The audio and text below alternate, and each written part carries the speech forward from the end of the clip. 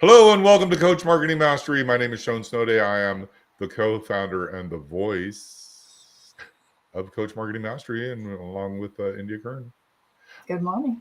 I feel like I'm on the Today Show every time I do this. And you're Christina Ferrari. See, I'm showing my age right there. You don't even know who she is, do you? See, that's sad. All right, so we're going to go over how to stay ahead in a noisy world. So Okay. today we're going to go over a few things. It's going to be, adapting to the ever-changing algorithm landscape. So it's really about social media algorithms, but we're going to go to adapting to the algorithm, the power of storytelling in social media, strategic use of visuals and media, which is extremely important. Some people say using the cartoons. I'm going to go into that in a second, but profile optimization and content optimization across platforms. One of the things I find really hilarious are there are these cartoon software applications, and they go, using cartoons is how you should be selling your product. But it's a guy it's like, well, don't you think you should make a cartoon for the commercial of your product? Yeah. So, like, I don't understand that, but we'll get into that later. But the first thing is adapting to the ever-changing algorithm landscapes, which from the very beginning of the internet, it's always been like that. So I just want to tell you something that you probably don't know. Okay. And now I got a Cypress Hill song stuck in my head. But anyhow, back when Gmail first came out, like everyone had Hotmail or Alta Vista, or Yeah. or you really, before all of those emails, you had to get your own. You had a dial up, right? So you had your, I think it was called a ISP or something like that. It's been 30 years, and then you would have your email was your ISP, and then the Gmails and the Hotmails and all that stuff started coming out. But with Gmail, you had to be invited by someone that had a Gmail. You just couldn't go and sign up and get one. So they started this whole, like, I'm fear of missing out of, oh, I want to be a part of that, but I got to be invited, which we should probably do with Coach Marketing Mastery. Well, did you know, I discovered something this morning What's that that? you can have a subscription on Instagram. You what? You can make a subscription on Instagram, Which means what? which means people can pay like a minimal, you know, $10 $1. a month or whatever to get private content on a business account on Instagram. Not everyone has that feature, but Okay, it's well, we'll talk definitely. about that later because I don't know what I you're just, talking yeah, about. thought it But was let's really talk cool. about the algorithm, the ever-changing algorithm. So Mhm. I started out with, you had to be invited to get a Gmail. Right. And then what happened is Google came out. There was Yahoo for the search.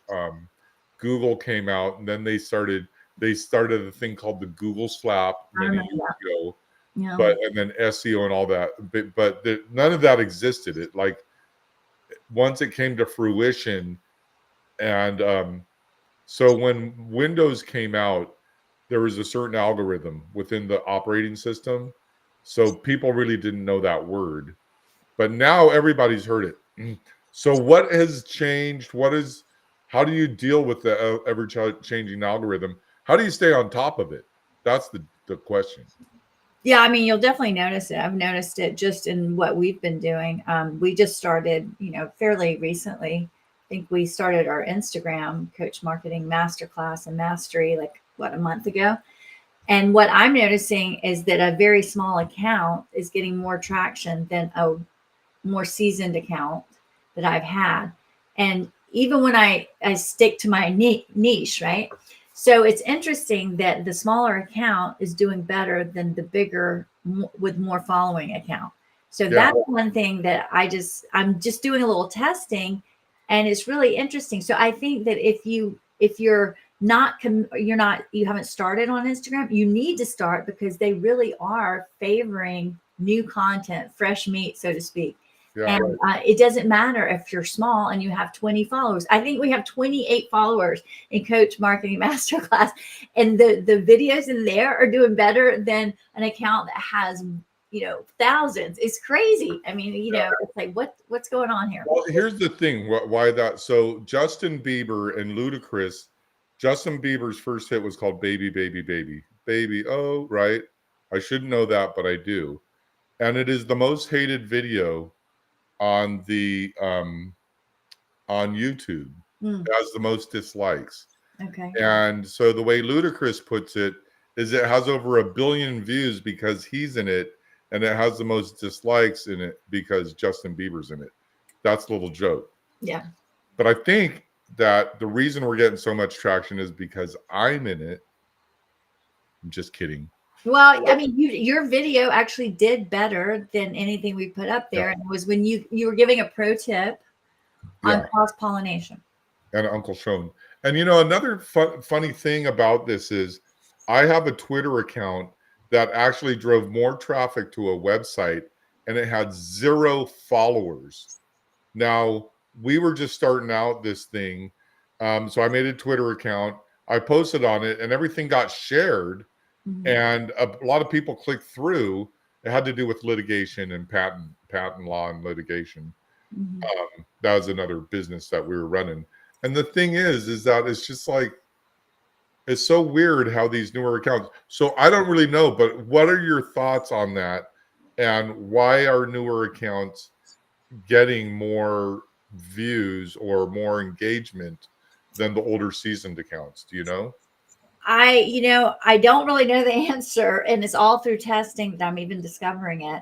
But I think that Instagram just likes fresh content, and it's different. And I've mentioned this before. Instagram is changing right now, and they're charging if you want to. It's really to play, so pay to play. And so I think that has something to do with it. Maybe everyone across the board has seen a decrease in engagement and views across the board. And I agree with charging, so I'm going to pay for an accountant. Okay. Being devil's advocate. Okay. Well, I mean, if you got it, they will push it to the top the more you pay. Right. And it just keeps away a lot of the trolls. Now, so the thing is with the power of storytelling. So this is the really big thing. So I tell stories and I write. And it's really weird because I'll write. I was writing something a few years back, and one of my followers said, "Sean, have you ever considered writing a book?" Like people, it's really engaging when I write stuff, and I don't realize that I'm painting a picture. Yeah, I'm just writing the way I write. It's not like I've taken any classes on it. So, but with the storytelling. What is the difference? I saw something from Andy. He did something on Thanksgiving Day, many, many years ago. You're talking about Andy. Okay, yeah. Probably about 15 years ago, if not more. And it was really, really great content because, he did that Hollywood stuff. He did the Blair Witch Project and all that. So he was really tied into the storytelling thing. And he said there's really only 7 stories. And a lot of these stories are in the Bible. So what are your thoughts on, the storytelling in social media? And how would you get really good at it? Well, studying it. And there's certain steps you take in a good story. I mean, it's a formula. Well, who's your favorite guy? My favorite guy is Donald Miller. And then how does his storytelling work? So he starts with a controlling idea. He then asks a story question. He agitates the problem. He lists the stakes at hand if you don't do what he's suggesting, like what are the stakes? And then he introduces the guide that is usually you or, the coach that'll help the hero, the person you're talking to succeed. So introduce the guide, and then you have a call to action. So follow me for more for this great content, or, download my PDF or whatever. And then, because if you don't, it'll do the next step is it foreshadows the climatic um, ending. I think I can't remember the last one, but anyway, so those are the steps that you take for a classic story. But here's the thing: in social media, you have to catch someone in the first 3 seconds. So you might have to do that with just the hook. Like, what are you going to say in the first 3 seconds that's going to make someone stop? Because you're competing with 5 billion people, and not just in your niche. Everyone that's on social media. So it's like television now. It really has replaced television. And so how are you going to catch someone's attention in the first 3 seconds? Well, you can do it with a hook. You can do it with a thumbnail, like the thumbnail's riveting and you want to know more. So be thinking it's got to, you're competing with so many people. What is going to turn a glance into a stare, as you say?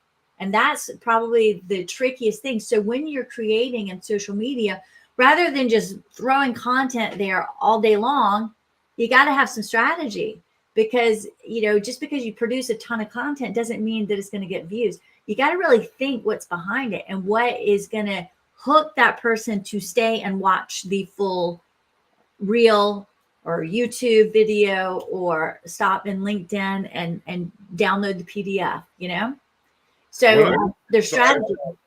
One of the things I found with the storytelling is the thumbnail, because that's the first thing you see. And a lot of people say clickbait, but the thumbnail is like, oh, it will be like this girl yelling. I love that picture of the lion, and he has a big, beautiful mane, and it's a big, beautiful lion. And he's like in the corner of the cage, and he's leaning against the wall. And then the lioness is like roaring at him. Like he's getting yelled at, and he's just like in the corner, right? Like, what do I do? There's nothing I could do, right?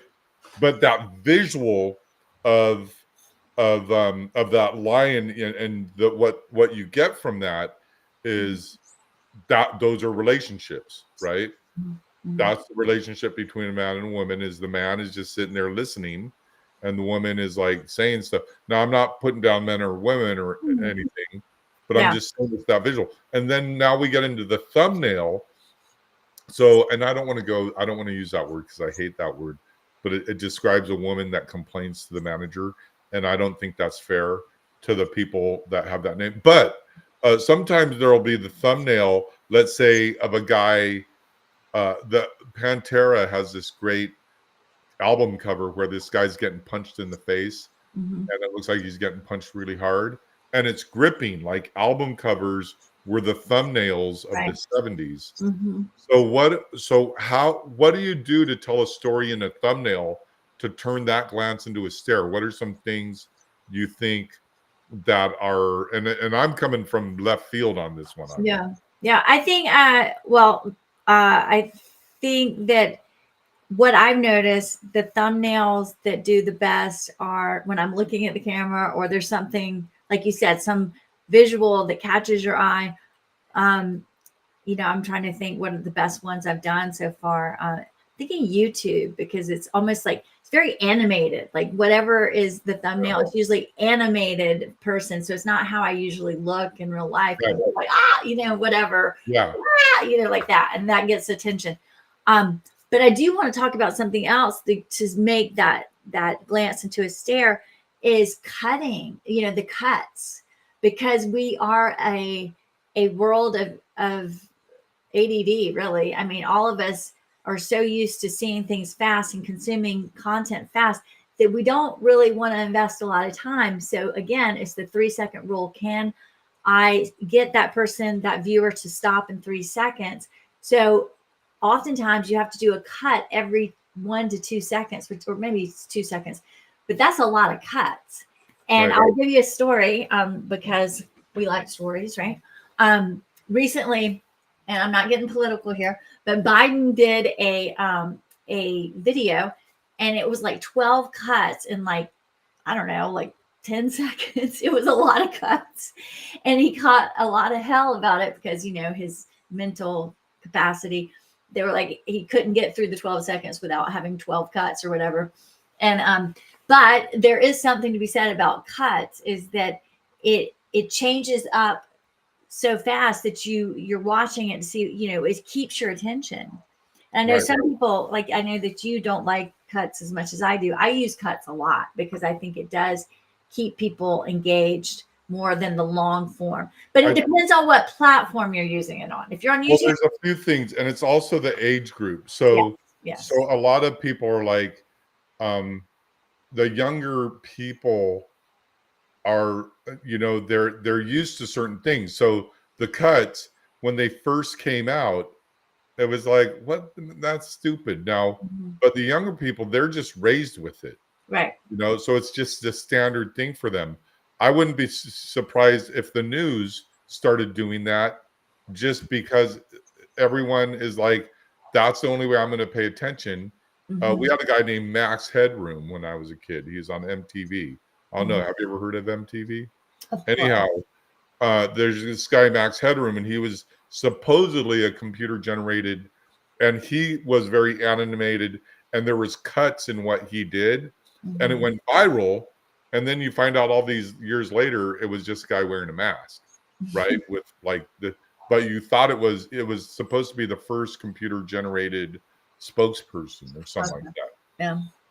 So the thing is back to the power of the storytelling. Like, also there's a thing called NLP, neuro linguistic programming, which Anthony Robbins really took to the next level. That's what he's doing.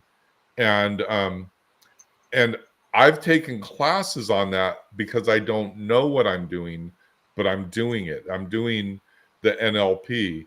And it's like when you're talking, and then someone leans in. Right?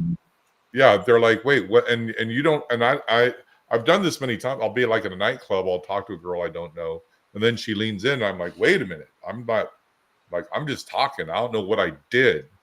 And that's why I took the classes. But then you have the cuts, you have the thumbnail, you have the story, you have the NLP, you have the words that you're using, and the things and the animation. So your favorite guy, what's his name? Mystery? Yeah. Right? From the game, their whole thing is like, you neg them, you give them a negative, and then you give them a positive. So one of my favorite ones is where you make someone look bad, but then you save them from looking bad, and you make them look good, and you end up being the hero in everything. So the way that's done is you pick up a piece of dust. Have I told you this one? Well, I know this one. You like you do something off their shoulder. Oh, they're, what? What was that? Yeah. But what you do is you get a piece of dust off of the ground, like a dust bunny, and then you pick it off their shoulder and you hold it and you show it to them. So that, and then you go, oh, this was on, and then you just throw it away. Or you go, you have something in your teeth, and everyone's just like, oh God, that's the worst one. Like, you have something in your teeth, and the girl's like, oh, you got it, or whatever, but I don't like that whole game. But yeah, okay. But what I'm talking about is the storytelling, yes, and getting people's attention, right? And so there can be a negative in your storytelling, right? So if I was to ask you that question, now that we know what a neg is, or a negative, how would that be applied in the Donald Miller type of, where is that? Where do you find the pain? I have a private client right now that's in so much pain. I've saved them multiple times, even again this morning, and hopefully they're not watching this. And I'm like, look, you guys, it's like, I feel like Indiana Jones. I'm like, look, I want to create a space to where you don't go down that path anymore. But you got to bring me on board. I'm not just going to do it for free, right? So where would a neg be in the storytelling, in the Donald Miller process? Well, the neg is the controlling idea. There's a problem. What's the problem? This person can't seem to get whatever your client is. I don't know what that is, but can't get follow-up or whatever it is. And then you, the guide, come and save the day, but you empower the client. Right. So I have a friend the other day ate a gallon of ice cream in one sitting. Nice. And told me about it.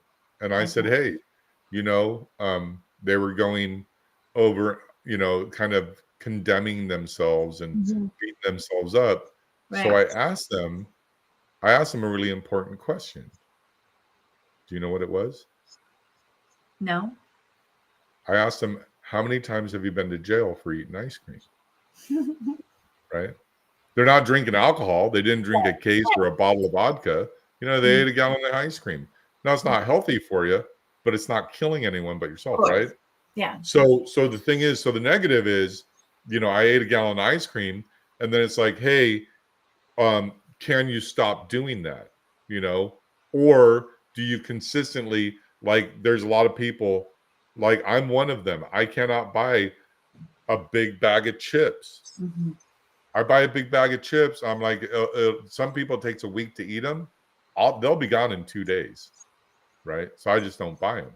Yeah. So then you got the negative, and then you got the positive is, hey, we have a way for you to not do that, right? So this in the storytelling, in social media, there's another thing from it's from your ex. Can I say it? Sure. Okay, so it's called the triangle of trust. And the funny thing, this is a long time ago, and the funniest part about it is he went right into his southern accent, and he's like, why did I all of a sudden do that? Like he's trying to be like, I'm the surfer guy, but he went into the southern thing and then like blew it off like that was a mistake. I was cracking up. But anyhow, the way I remember it, the triangle of trust is you make a video, and then in the video you say go to the blog, and then the blog has a link to the website. So what it was is that you're not selling lawnmowers, you're selling lawnmower blades. So what it is it's a video talking about, and you're not even talking about lawnmowers, you're talking about baseball. And you're like, did you see the game the other day? Did you see how the lawn was? Now this is the story. Did you see? But it's the triangle of trust, right? So did you see how that lawn was carved? The diamond cut, how they do on baseball fields. They mow this way and then they mow that way, and it looks all beautiful and gorgeous. He goes, well, there's a specific way to do that. And if you go to my blog, because you're on YouTube, if you go to my blog, that's going to describe exactly how to get that kind of gut. So then they click. Now they're over at the blog. The blog is saying you got to go this way and that way, and you got to have it lifted off a certain. I don't know how to do it because I don't mow lawns. But anyhow, the blog goes, and if you'd like to know what kind of tool we use, you go to our website. But if you already have this tool, I'm going to send you to where you can get the replacement blades, right? So all of that, you're building trust through the clicks, to the clicks, to the clicks. Ryan just said recently, and we listened to that podcast with Roland and Ryan talking about how no one clicks through anymore. And then he puts out the video the next day with a click here to learn more, So it's like everyone that says this is dead, it's not dead. I click through all the time, right? Yeah. But it's just the engagement is different, right?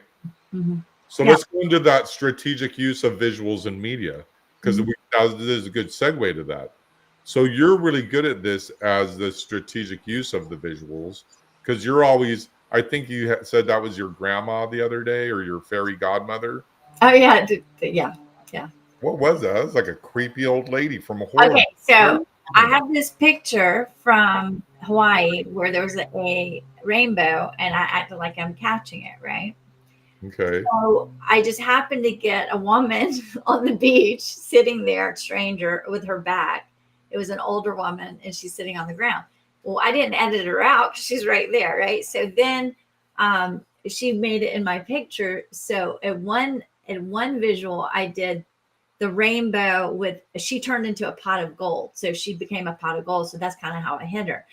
And then over the weekend, I started playing with it because I discovered that within an app, within like Instagram, there's an AI app, and you don't even have to leave the platform to create these incredible visuals. And so I ended up making her and myself in a fairy garden on a mushroom, and I have wings, and she's sitting down there. And I said, look, my fairy godmother. and I have the rainbow.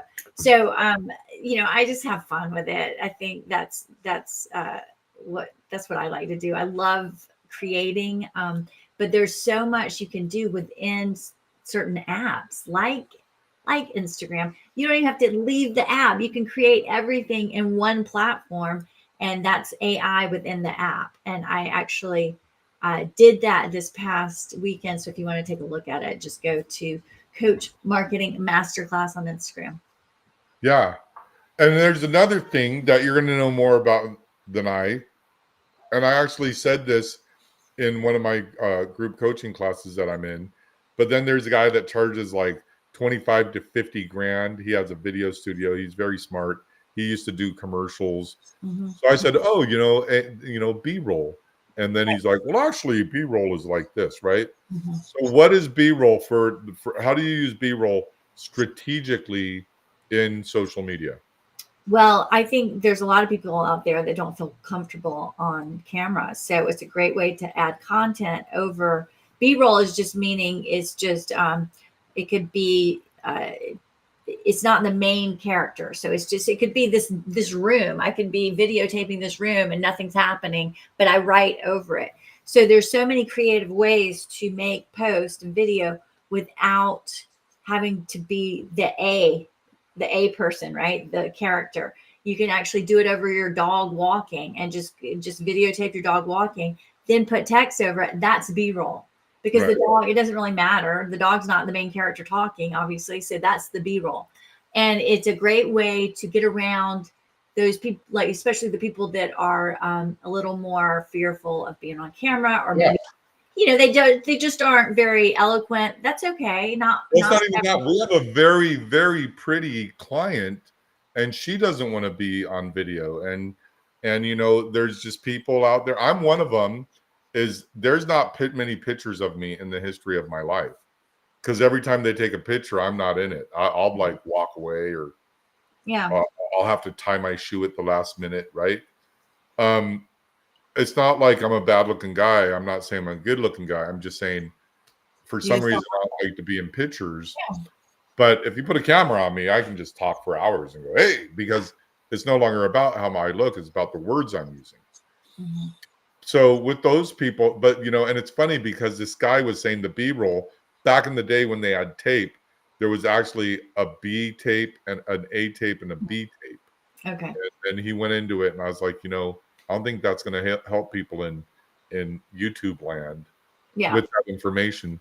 But you're just saying, and what I said is A and B. So the person pointing to the person in the back, like let's say the weatherman, he has the stuff behind him. So the weatherman's A and the clouds are B. And then someone went, oh no, Sean, the clouds are A and the weatherman's B. I'm like, it doesn't even matter. Yeah, it doesn't matter. But the point is that they're two separate things within the video. So how do you use that strategically, visually? Like, what would you do? Because you had a big, huge thing that you said went viral and went all over the place. I think you took a video that was already viral, and then you just inserted salt. Yeah, so the video was Chris Rock, who's doing stand-up on divorce. And so I am a divorce coach, and I do this Coach Marketing Mastery as well.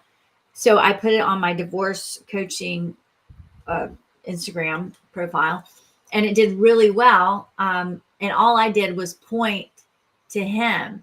So he was, I guess, the A and I was the B, I guess. But anyway, the point is he was doing all the talking. I was just like, hey, look at this, listen to this.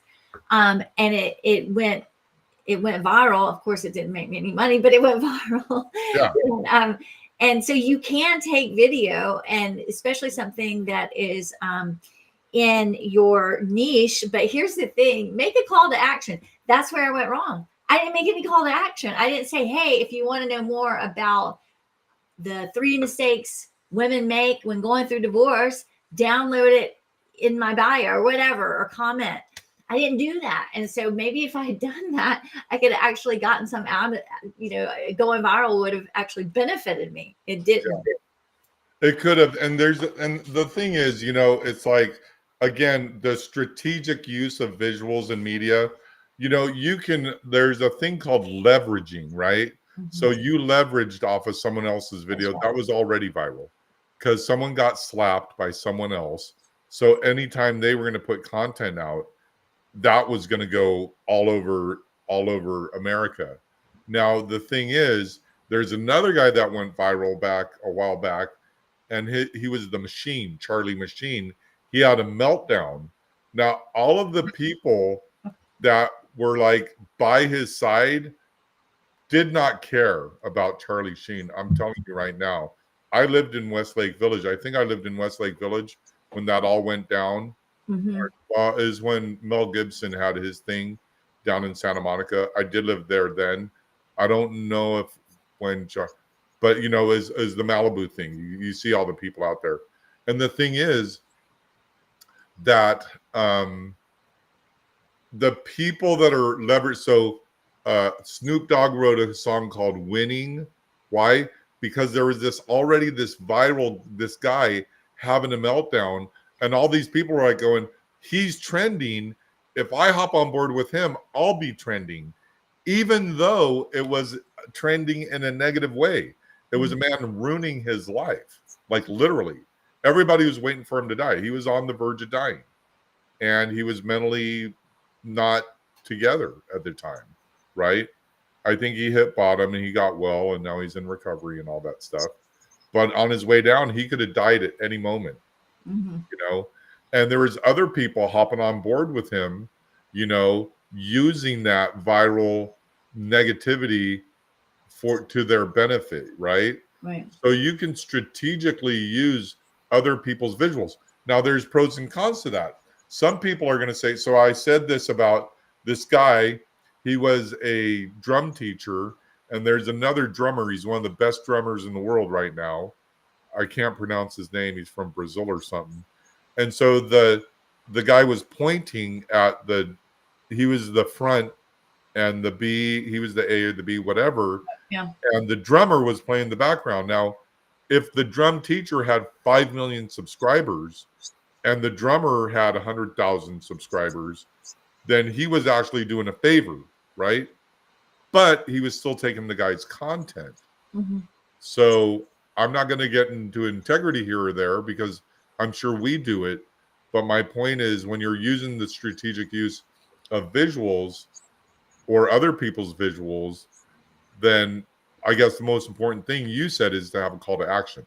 Yeah. And also, I would definitely say don't think that going viral is going to be like the end all. Because, I mean, most people don't go viral. And many times it doesn't do anything for you. It might get you some subscribers. Yeah. But that's not the intent behind doing social media. Offer value, and you want to, it's like dating. Like we always say, you want to give more value than you take. And then you create this following, and then they start liking you. And then there's, oh, wow, maybe I should download the guide, and maybe I should book a consultation. So, and also be strategic, like you're saying, Sean. Be strategic about what you're posting. Don't just throw spaghetti at the wall and just create content for the sake of creating content going, happy Monday. That's not going to do anything. You want to. Oh, I know who you were just. Anyhow, go ahead. Anyway, and so you want to definitely have some strategy to what you're posting and how it applies to your niche. So this is Coach Marketing Mastery Podcast. We do this every Monday at 10 a.m. and we talk about it every Sunday at around 7 or 8 p.m. Right. So it's not like we're just bringing you this information. It's actually planned out. We come up with topics. We got to figure out. And then I pretty much probably say the same thing all the time. One of the things you're saying about that is people will hire me and they'll go, okay, Sean, now that I paid you, let's make a viral video. I'm like, I don't know what's in your head, but the only way that I know for a fact is to do something really dramatic that is not cool, because people don't want to see you feeding a puppy, that is like has a little broken leg and he's homeless. Like, some people will watch that, but the most dramatic things get the most news. Right. I'm not going to go into what those are, but I think you guys can figure it out. But the other thing is, when it comes to going viral, you never know what it is. There's this lady, and I know you've seen this because it went viral, and she went in a store and she bought this Chewbacca mask. Oh yeah, I remember that. Mm-hmm. Everybody saw that. And then she put it on and she was belly laughing. And the more she belly laughed, the more the Chewbacca roared, Right. which made her laugh even more, which made me laugh. And then she laughed, and then her laugh made me laugh. The mask made me laugh, and the roar of the mask made me laugh. Yeah. And then everyone went and bought that mask. Yeah, Right? but you're right. You never know what's going to go viral, but that shouldn't be the intention behind doing social media at I know, all. but she had no idea when she Right. made that. Right, of course. All the people that make viral videos, they have no idea. Well, I will say that the least amount of effort and time I put into something usually does better than the rest. Yeah. I don't know why. It's like I slap it up and because I thought it was funny or whatever. And man, it does usually better than anything I've planned out.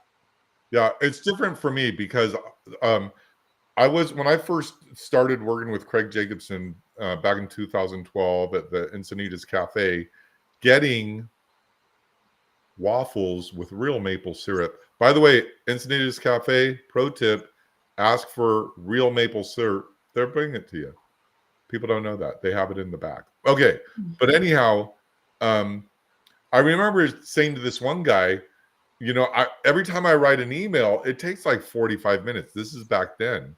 I would put a lot into writing the copy and the content and getting it right, change it around. Like this is going to convert.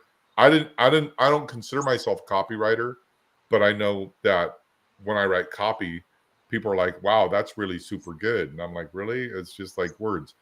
But I asked this guy, Marty, he's like, oh man, it takes me 5 minutes. Like all these guys belittled me in this group. It was funny because I was one of the best guys in there, but you can't shine brighter than like Snoop Dogg shined brighter than everyone else, right? But there's certain places where you don't want your shine to go, because you're at someone else's event and you don't want to take away from what they're doing, right? Yeah. Unless you pay to be on stage. So so I'm like, that guy's like, well, I only write, email in 5 minutes. Well, no, I had to put a lot of thought into what I did in order for it to come out right. So we're going to go on to the profile optimization, right? Mm-hmm. Can you hear my chair squeaking? Yeah. Dang it. I was going to buy a chair over the weekend, but I got caught up. So with the profile optimization, this is the thing. Marcus Murphy wrote something, and it's on YouTube, Marcus Murphy LinkedIn, and he worked for Digital Marketer, and he wrote, it's like this 3-hour thing, and I watched it, and I made my link. I was like, you know what, that really, even though it was really good, it probably did optimize my LinkedIn profile. Mm-hmm. There's do's and don'ts. One is the cross-pollination. Don't say one thing here and another thing there, right? But when it comes to the optimizing your profile, what do you think are some things you should do visually and content-wise? Yeah, it depends on what platform you're on. So we could talk about the different platforms.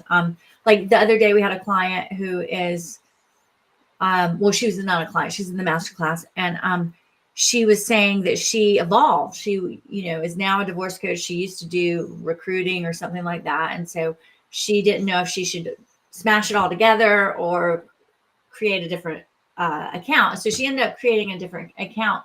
But my thought on that is, and I'll use our example, is that I'm a divorce coach, but I'm also a marketing coach. So in my LinkedIn, I put certified divorce coach / marketing coach because it's still under the coaching realm umbrella. But I did deliberate over this. Like, what do I do? And so I think it is a bit tricky, but in the LinkedIn situation, I just showed my evolution because it's still under coaching. Now, if it was drastically different, like I'm now a costume designer, I might do a different profile, right? So if you go over to Instagram, I did do a different profile. I did Coach Marketing Masterclass and Coach Marketing Mastery, and then I have my India Kern divorce coaching. Now I do a little bit of cross pollination. I am guilty of that, I have to say, because I didn't have any following on the Coach Marketing Mastery and Masterclass yet. So I just was telling people, hey, I'm doing this. And now I'm doing more in that one profile. So I'm trying to separate them now. Right. So yeah. So like Instagram, I would say do separate ones.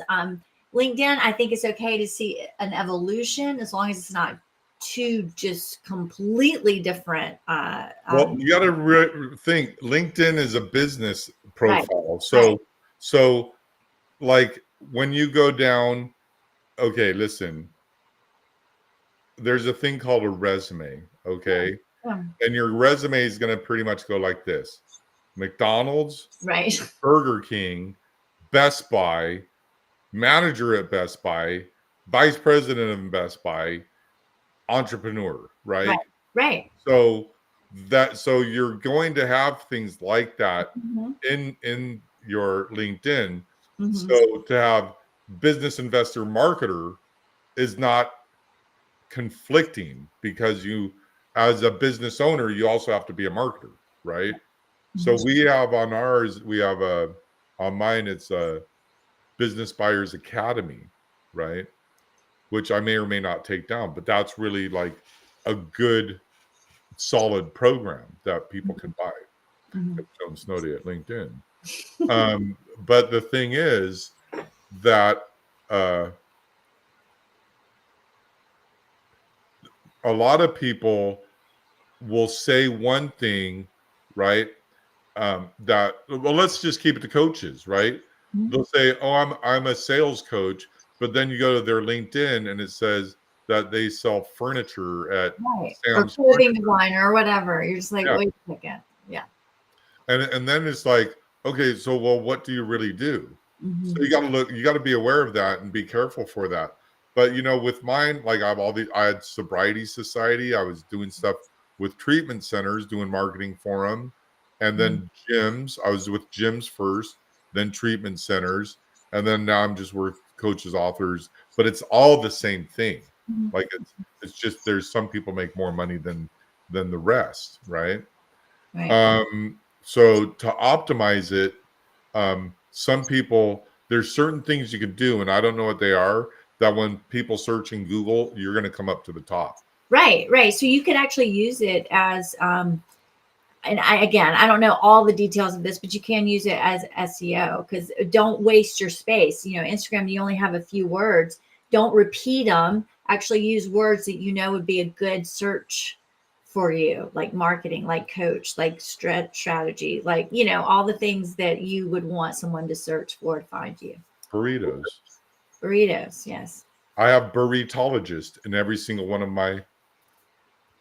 Did you know that? I know that you have it on Twitter or X, but yes. I have it on Facebook. I have it on LinkedIn. I have it. Okay. Yeah, because I search out and eat tasty burritos. Right. Okay, the last thing is content optimization across platforms. Mm-hmm. So what's the difference between profile optimization and content optimization?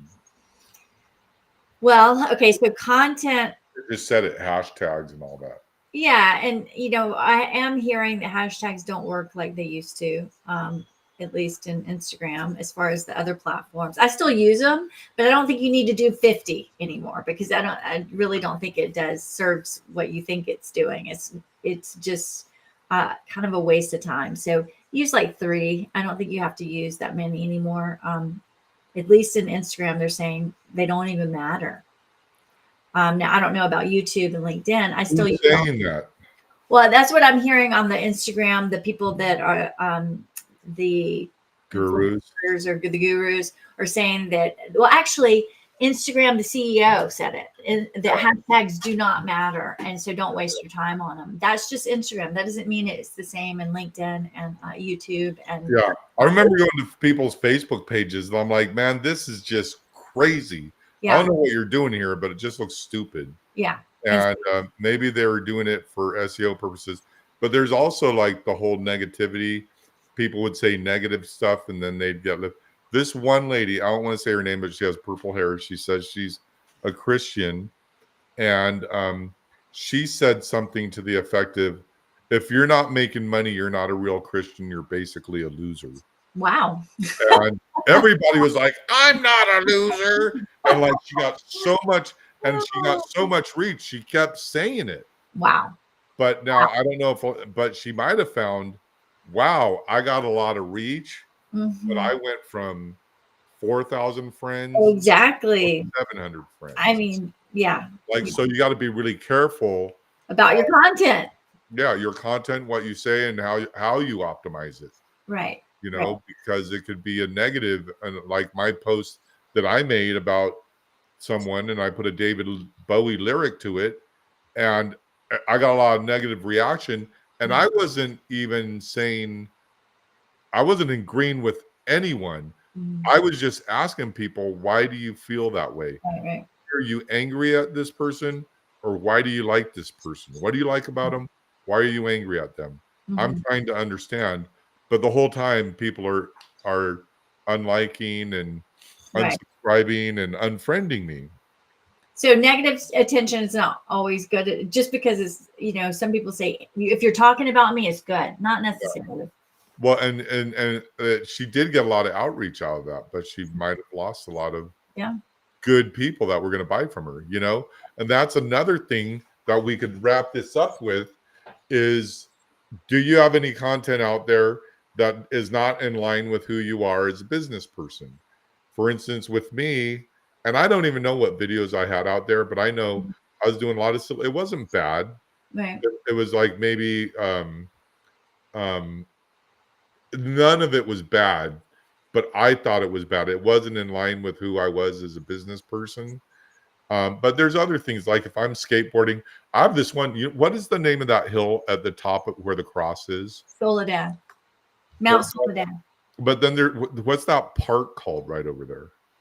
That's Kate Sessions. Kate Sessions, and you know that road that goes from Kate Sessions down Down. that road that goes to Pacific Beach, Yeah. that hill.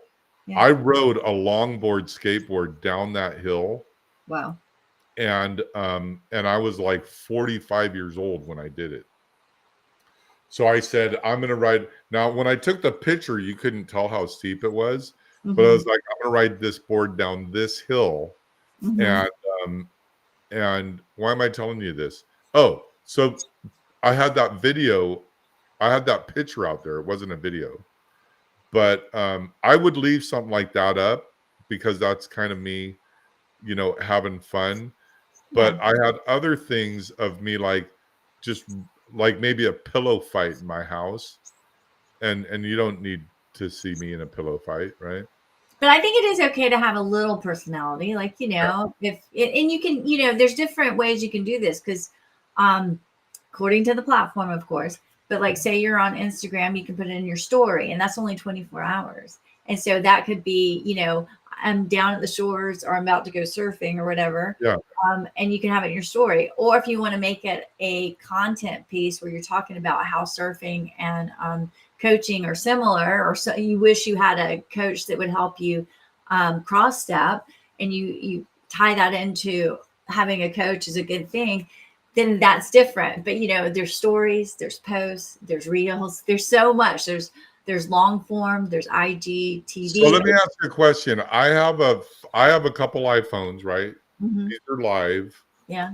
and then I have other iPhones that are old, and Mhm. they will no longer work on the system. It's just I never threw them out, and they have space. And these are big fat iPhones, and they won't really fit on my what is this called, a selfie stick, Yeah. Yeah. right? They Mhm. won't really fit on these because they're just so wide, Right. right? Hmm. But I have other ones that. So is there a way that I can make the video on the older one, and then when I get home, upload the video to Instagram and then have that go in as a story? Yeah. Yeah. I know the answer is yes, but I'm asking that question for the audience. Absolutely. Yeah. So you can repurpose old technology. Don't throw away your old iPhones. If they're in the drawer, you can pull them out right now, and you could video yourself at different angles in your office, and then you could edit and put that whole video together and make something really super cool, Yeah. right? A lot Yeah. of don't think this way. And another thing is repurpose old content. You know, you can change it up. You don't have to.